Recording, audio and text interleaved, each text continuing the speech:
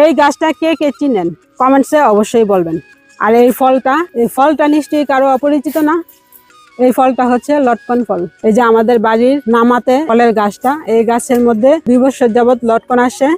তো এইবারও এসছে, জানি না খেতে পারবো কিনা, পাকা পর্যন্ত আপনাদেরকে দেখাতে পারবো কিনা, কারণ এইদিকে মানুষজন থাকে কম, তো সেই জন্য লটকন গুলি চুরি হয়ে যায়।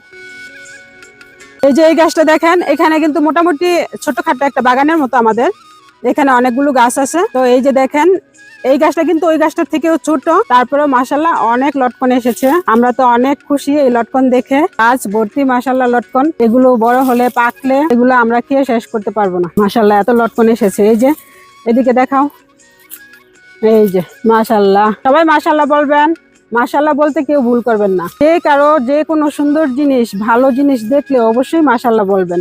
আমার তো দেখে অনেক ভালো লাগছে, আমি অনেক খুশি, আমাদের বাড়ির সবাই অনেক খুশি আমরা লটকন দেখে। এই যে আরেকটা গাছ, আসো, এই যে দেখেন, দেখেছেন সবাই, অনেক সুন্দর না?